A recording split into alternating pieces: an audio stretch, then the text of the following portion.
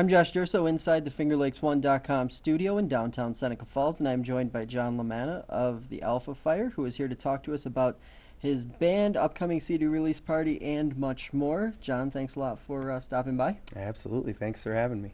So, tell us a little bit about your band, the Alpha Fire. Talk to us about it. The Alpha Fire is we're a four-piece rock slash alternative band.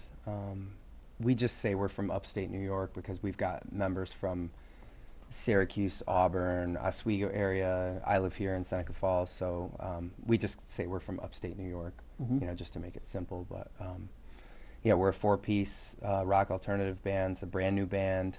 We're putting out an EP called Magnified on Saturday, and we just can't wait to let everybody hear it.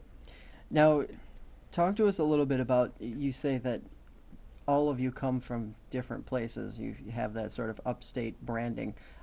Talk to us a little bit about what it's like sort of seeing and encountering all of these pieces from different areas coming together. Well, everybody brings, elements of what they've done and who they are into this project.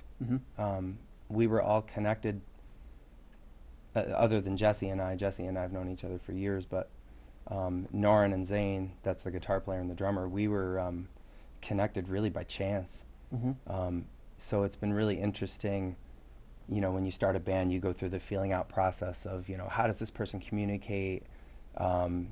What's this person's writing style? So there's like a feeling out process between each other. But yeah, it's been wonderful to work with these guys and to take their expertise from the projects that they've been a part of and then apply them to this. And I've learned so much from them just over the last, 7-8 months. It's incredible. Now, how long has the Alpha Fire existed? The Alpha Fire has only existed since, I believe, about April of this year. Okay. Don't quote me on that. I believe it was April. We Okay. released our music video for Trail of Tears a couple months after that. Okay. Now, one of the things we were talking about before we started the interview is the length of time you guys have been working on the current project. So talk to us a little bit about that project and what that process has been like for you. Let's see, I'll start from the beginning. Norin and I, Norin's the guitar player, he and I had gotten together through a mutual friend in about May or June of last summer, so 2015. And he gave me a CD of a ton of song ideas he had. And I didn't really know that much about him. I was just kind of, looking for options of what to do next. Yeah. And I just fell in love with the way he plays. He has this really interesting, eclectic approach to guitar. He's a trained musician, which I've never had the opportunity to play with somebody like that, at least a guitar player.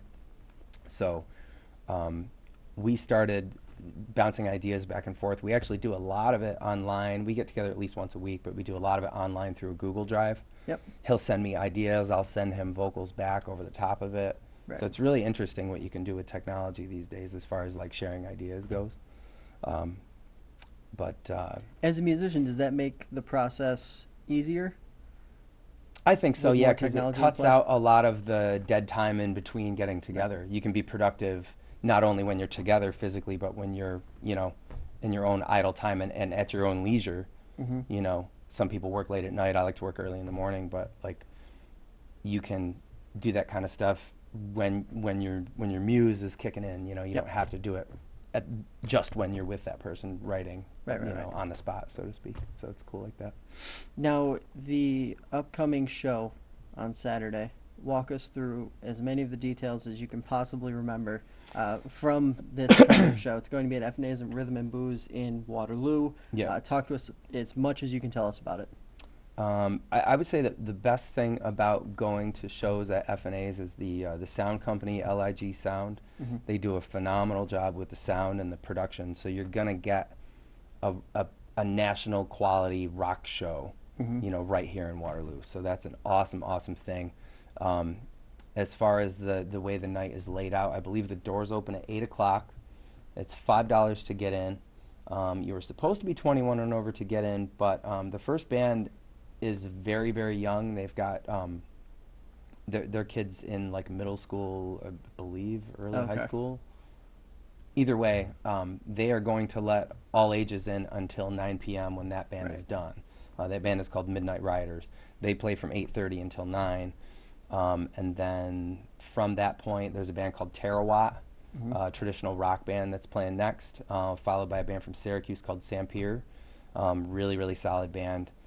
Their drummer, David, was in a band called Nasty Habit, who Hmm. was pretty popular in the area. Yep. Coincidentally, the band that follows Sampier is called Major Crush, which is three of the members of Nasty Habit. Hmm. Um, that's their new project, Right. followed by us. The night will be over. They usually run until about 1 a.m. Hmm. So we're the headliner. So we'll be on, probably like 11:45 or something like that. So Right. I'll be drinking my coffee. You've been trying to stay awake. Yeah. So talk to us a little bit about the project itself and how long it actually took you guys to move through the whole process, because you're talking about writing, production. Yeah. It's a lengthy run, right? Absolutely, absolutely. We've got 10 songs. This EP that we recorded is only 5 of them. Hmm. We've got countless other ideas too, but writing and recording the EP took us about a year overall. We started recording in February of this year. Hmm. We did it song by song, part by part, piece by piece. And we worked over it, with a fine-tooth comb until we were sure we were happy with it. Hmm.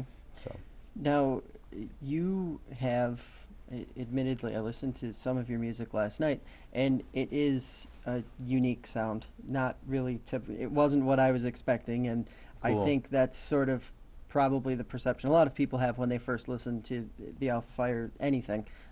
Talk to us a little bit about your sound and what sort of created that, or how you guys got to that space. Really and truly, I feel like it's just, I don't want to be corny and say it's fate, but it's a lot of, I've always been looking for somebody that played a little bit more of an eclectic style of music versus like a lot of just straight power chords and chugging and Yeah, kind yeah. of tough guy, Right. rock, Yep. which I love that stuff, but I've always felt that I would do best in a band that was a little bit more eclectic, a little more artsy. Yeah. So when I met Narn and I started hearing his ideas, we started forming these kind of little subgenres between each other. Hmm. We've got some songs that are kind of spooky and creepy, and then other songs that are like uplifting and pretty and poppy, Hmm. and then some stuff that's kind of more traditional rock music. So it's really, I'm very emotionally driven in everything that I do.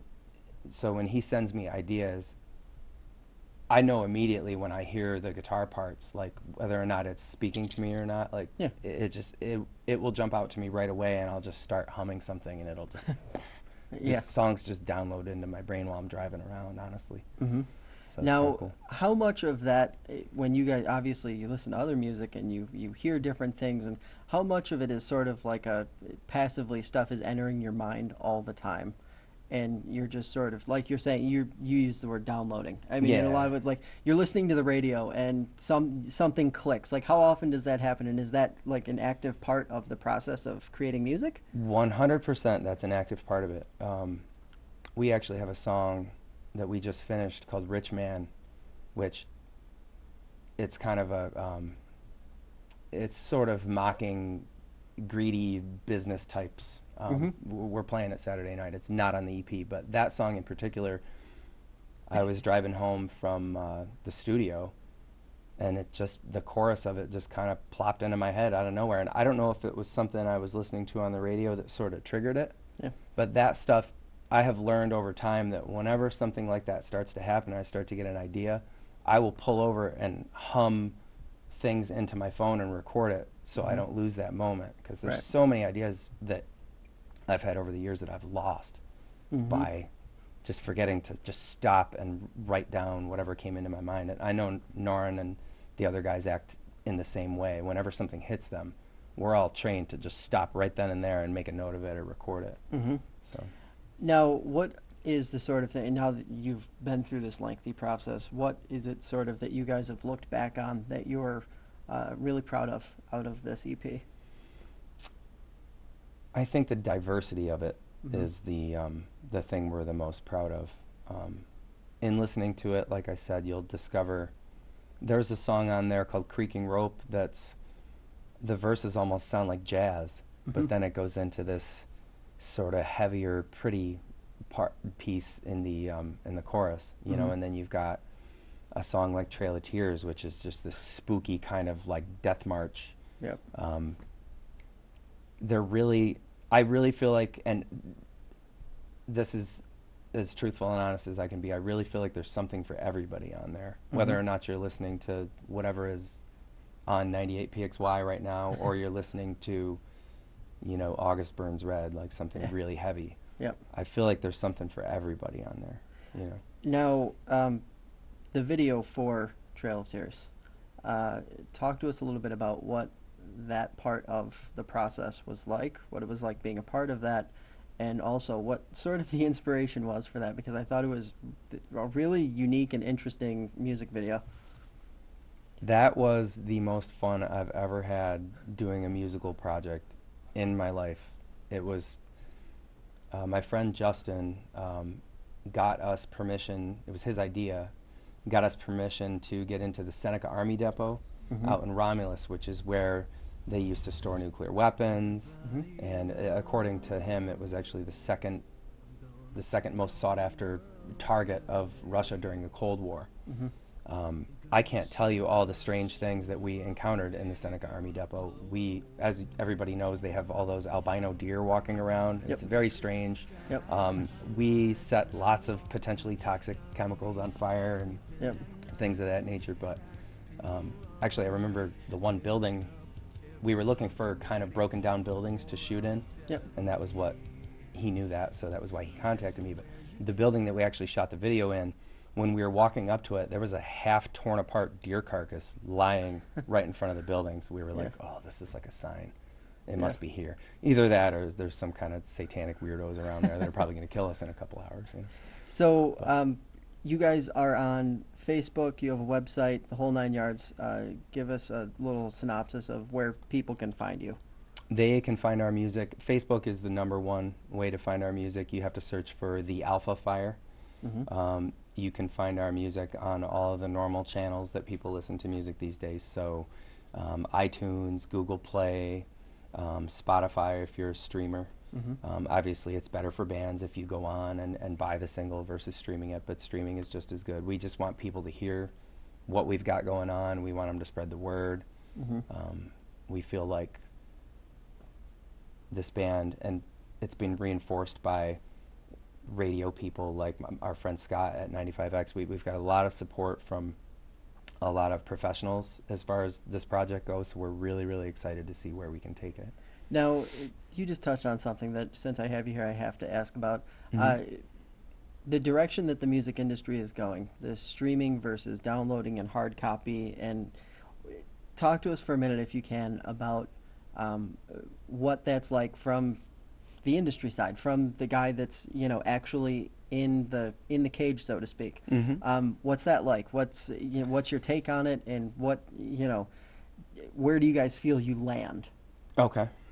I feel like there's good and bad to it. Mm-hmm. The good being that now that record labels don't have as much power, you can be an independent artist and get your music by using the internet. Yeah.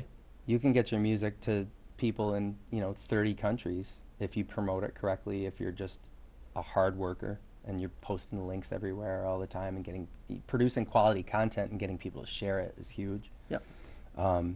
So that's a really good part of it. The bad part is that it's tougher for artists to make money, so labels aren't signing as many bands. Labels are downsizing, and this has been going on for years. Labels are downsizing their staff and being very, very selective about who they sign. I had a meeting with RCA Records 2-3 years ago, where they told me that not only did you need to be successful in your own area, Mm-hmm. but you needed to be successful in 4 or 5 other markets in order for them to really Hmm. consider signing you to anything other than what they call a 360 deal, which is they basically take money from your touring, your everything.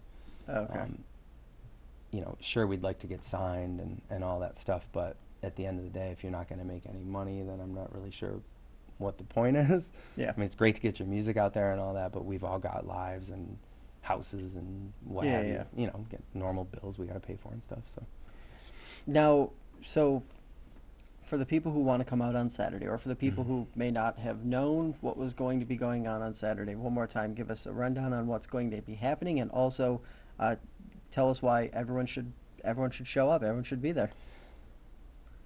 I think from the outside looking in, whenever there's a big rock show with guys that have been in bands that people know, Mm-hmm. they know we're going to go up there and bring it. They know we're going to put on a great show. Rarely do we get the opportunity living in somewhere like Waterloo, Geneva, Seneca Falls for a rock show, like I said, with quality bands and quality production to come to Right. town for $5. Yeah. I can tell you the God's honest truth, I'd be there whether or not it was us playing or not. Mm-hmm. Just knowing that kind of entertainment was going on in town. We're a band that really, really loves and embraces being from upstate New York. We embrace everything to do with this area, and we support it 100%. We love being here and living here. Mm-hmm. So we're hoping that people will support us and we can all work together and create something special. Right. Well, we really appreciate you taking the time to sit down with us, and wish you the Absolutely, best of thank luck you. this weekend. We'll link everything on fingerlakes1.com and, of course, on our YouTube page and whatnot. Awesome. Best of luck. Awesome. Thank you, Josh. I'd like to thank John for stopping by and encourage everyone to check them out this weekend at F&A's in Waterloo.